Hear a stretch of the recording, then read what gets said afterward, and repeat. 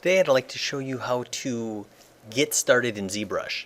I'm going to show you how to import from other software, and then I'm going to show you how to start directly in ZBrush. I feel like a lot of times people have trouble with, hey, how do I get started? How do I do anything in ZBrush, right? So I'm going to kind of show you 5 different ways to get started. Now, if we have software, let's say like Maya, okay, if you were good at modeling, you could just start with a cube, and then you could start extruding, doing that kind of stuff. It doesn't have to be Maya. It could be Blender. It could be 3D Studio Max. It could be Cinema 4D. It doesn't really matter. Whatever you want.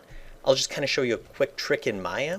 If I go here, if I go to the Window General Editors Content Browser, and I believe if you're on a Mac, Content Browser is actually listed down here.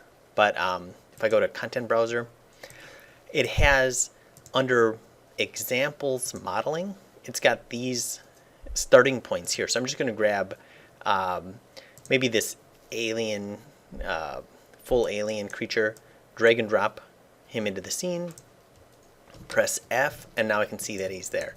So I could have modeled this by hand, or if I want to use this, that's fine too. And now I'm just going to go File, Export Selection, and I'm going to save this on the desktop. I'm just going to call this OBJ ZBrush Start. Turn all these off, make sure it's OBJ. Now in ZBrush, if you open it up, usually Lightbox is showing like this. I'm just going to turn Lightbox off by clicking on the Lightbox button. Then over here in Tool, and if you don't see Tool, it's right here and I can drag it over. I'm going to go to Import, and now I'm going to say, hey, OBJ ZBrush Start, open. And now if I click and drag, there he is. And if I click Edit, now I have him here. And I can go to Geometry, and I can just hit Divide, and I can start dividing this guy up as much as I want. And now I can go to my brushes, and I can start sculpting. Press X, and you can see that I can start sculpting to my heart's content, however much I want. Now this isn't really a how to sculpt video. This is more how to get started. So once you have it at this point, now you can really do anything. You can use all your brushes. You can use, anything you want in here. But I feel like at least I have a starting point. So that's one way to get started. I can use external software. I can model anything, save it as an OBJ, and then just import that OBJ. But let's take a look at other ways to get started. So I'm just going to go to Simple Brush here, hit Switch, Control N, like New Canvas, and you can see that it's empty scene. So let's say if I didn't have other software, or I didn't want to, I just want to start directly in ZBrush. I'm going to go here to Tool, and I'm going to choose a starting point right here.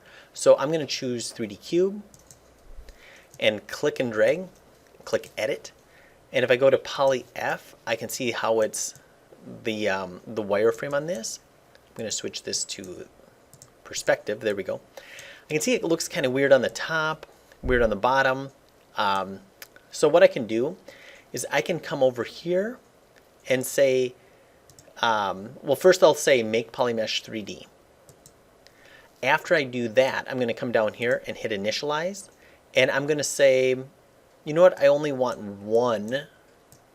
So I only want one polygon per side, and I'm going to say Q cube. Okay, now that makes it the simplest cube possible. That's good. I like that. And now I can start modeling from this. What do I mean by that? Well, I'm going to go here, and now I can go to ZModeler. And now with ZModeler, I hover over this, and it looks kind of weird. So if I hover over a face, and if I hold down the space bar, I can say, hey, what do I want to do? Well, in this case, I want to extrude. What do I want to extrude? A single polygon. So if I hover over a face, now when I click, I'm going to turn on the wireframe. I can see that I just extruded out. I'm going to turn off fill. I just extruded out a face. Okay. Now, even if I press X for symmetry and go like that, and you can see that, hey, I extruded out another face. And then if I come down here, extruded out another face. Okay, so that's pretty cool. If I click on an edge, if I hover over an edge, and hold the space bar, now it says, hey, what do you want? What do I want to do? In this case, I want to insert a single edge loop. And now I can click, and you can see that I can insert my edge loops. Okay, so I could model a character from scratch using this method. Now, if you have experience doing that, obviously it's not going to be too bad. But if you're new at modeling, it might be a little tricky to kind of think about how to do that. But once again, I just want to show different ways to get started. Here's kind of a neat thing with this. I'm going to just turn off that. And if I click on this, and if I bring that up like that height, now if I just click once, you can see it'll just do it exactly the same height every time. Okay, so that's kind of cool. So whatever I'm on, so if I'm hovering over an edge, it's going to have a certain menu. If I hover over a face, it's going to have a different menu. If I hover over a point, it's going to have a different menu. So you're going to kind of have to play around with that. But once you have it, you could create whatever you wanted, even that like starting character this way. And then you can go to geometry. You could divide it up. If you didn't want it to smooth so much, you can turn off your smooth modifier and hit divide. And now it actually divided without smoothing out. Now maybe I turn on my smooth modifier. Maybe I turn that off. And now try it. There we go. And you can see that I could now, once again, sculpt to my heart's content. So that is ZModeler. Gives us a starting point. Okay, let's take a look at another way. This way will be Dynamesh. So I'm going to go ahead and turn off, or I'm going to get out of this. I'm going to go to Simple Brush, hit Switch, Control N. Now I'm going to start again. But this time I'm going to go here. This time I'll start with a sphere. Okay, I'm going to drag the sphere into the screen, hit Edit. Now the key to really working with any of these primitives is you need to make Polymesh 3D. Okay, if you don't do that, you're really not going to be able to do much with it. And why do they want you to make Polymesh 3D? Well, the idea is that you come down here and you can initialize it. How much resolution do you want and that kind of thing. And once you're kind of happy with it, and for this one I don't really care, so I'm just going to hit make Polymesh 3D right away. And now it's kind of an editable item. So instead of the Z remesher, I'm going to go to just my simple move brush. And this time, maybe turn off, well, before I turn off polyframe, I'll just kind of show you what I'm going to do. In geometry, I'm going to go to Dynamesh, and I'm going to Dynamesh this in just a second. We'll kind of talk about that. So this, what I'm talking about now is Dynameshing. So let's say if I wanted to create a character, and you can see that I start just kind of pulling on this. Well, maybe I want, I'm looking at this and I can see that, okay, this is from the front. If I press X, I can see that it's mirroring. And maybe I kind of pull on this. And what's going to happen is, let's say this is his head. And now I'm going to kind of pull this out for like his shoulders. Okay. And you can, if I leave the wireframe on, I think it's pretty obvious. The problem we're going to run into here is that I can see that it's stretching a little bit too much. And eventually, if I want to add some detail, it's going to get way too stretched out. And you can start to see that it's becoming way too stretched and way too awkward. But the idea with Dynamesh is that I can go like this. If I hit Dynamesh, it redistributed the polygons equally kind of throughout the mesh. So that means that I can kind of keep just kind of sculpting this. Okay, kind of keep bringing this down. And when it gets too stretched again, I'm just going to go ahead and Dynamesh another time. So once again, this should feel very free, like you're sculpting with clay. Okay, and you can just, once again, to your heart's content right away, just do whatever you'd like. I can see that even if I add like horns on this guy, I can kind of come like this, and I can add horns, and normally I would be kind of worried about that stretching, but if I want to activate the Dynamesh, I hold down Control, drag on nothing, and it activated the Dynamesh, and it redistributed the polygons so that I can continue sculpting. You might say, well, Dave, why don't you just use divide? Well, if I do that, it's going to divide all of this, because notice that this is the only part that needs attention, and so it's not really going to disrupt this. So if I hold down Control and drag, it just divided up this section where it's needed. So this is Dynamesh, Control drag, and you can kind of see that. What's neat about Dynamesh is that I could also add things onto this. So for example, if I go to my Insert Mesh brushes, I can go to something like the Insert Mesh body parts, and I could go find something here, and I have videos on showing how to make custom insert mesh brushes as well. But let's say if I wanted to add a nose onto this guy, I could simply just go like this, and now you can see that nose is there, and I can move it until I'm happy. And then you can say, well, it's two separate pieces, but once again, because we're in Dynamesh, I can go back to draw. Control drag is going to clear the mask, and then Control drag on nothing again is going to actually physically weld it to it. So you can see that it is physically welded to this. So that's really cool. We can kind of weld shapes together. And you'll notice that we have all this freedom on creating things, but it's at the expense of our topology. So we would need to clean that up later. And once again, I've got videos on how to retopologize your mesh properly. And I'll put links to all that stuff below.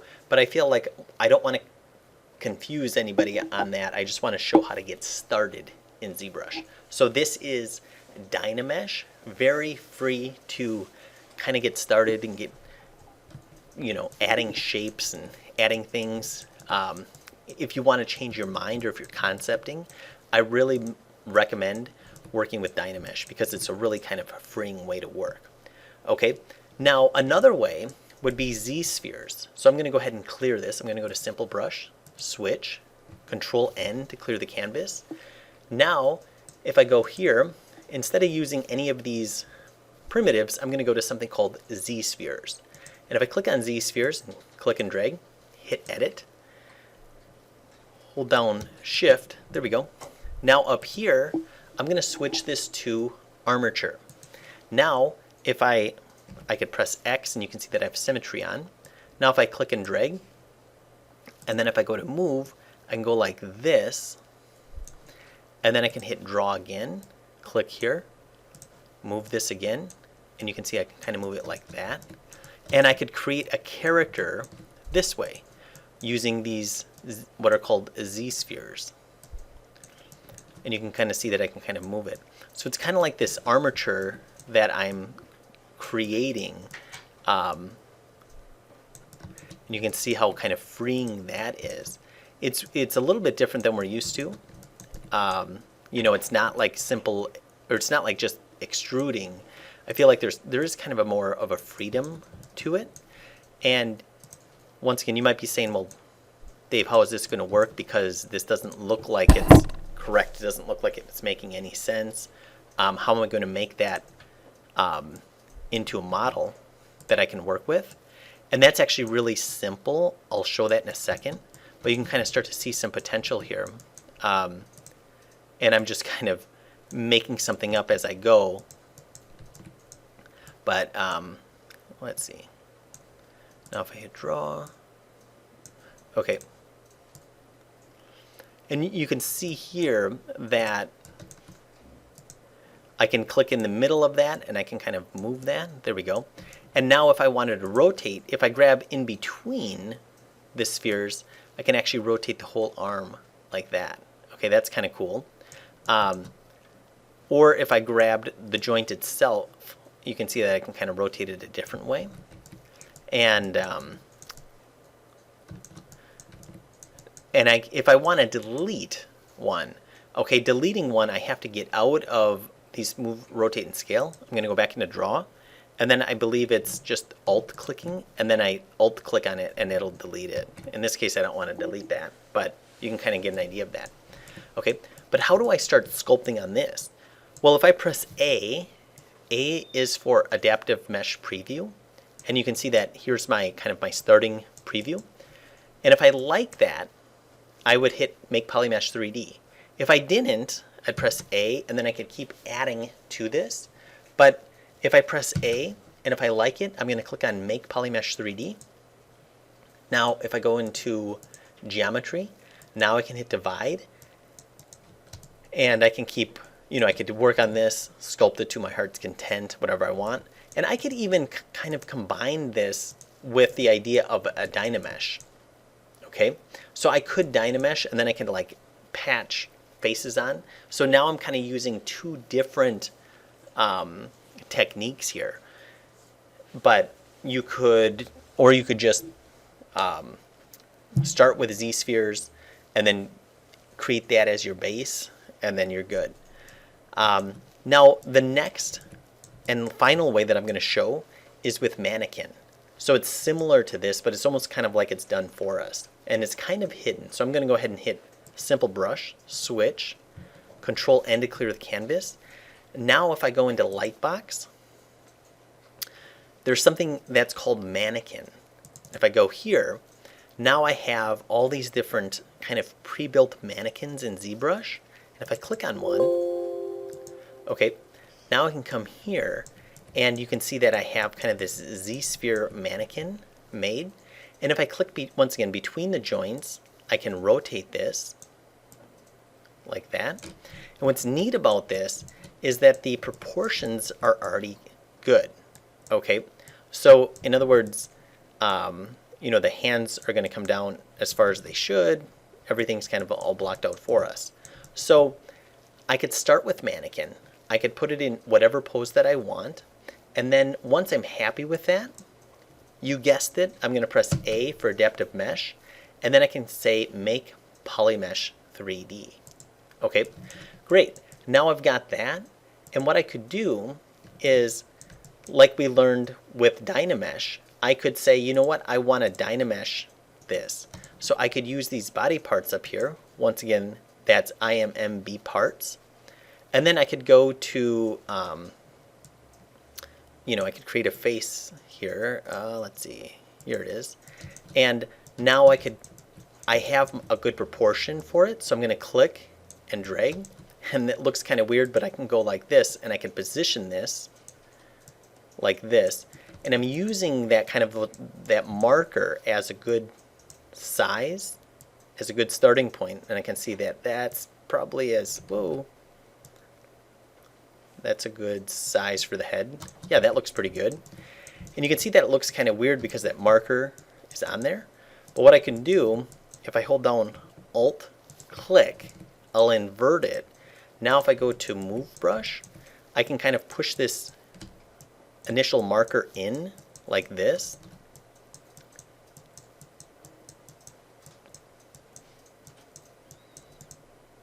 There we go. And now I could use Dynamesh. So I could turn on Dynamesh, activate Dynamesh. Whoop, it says the mask has to be cleared, so I'm going to Control click. And then I'm going to once again turn on Dynamesh. And you can see that if I lose too much detail, I could just crank up my resolution and now hit Dynamesh.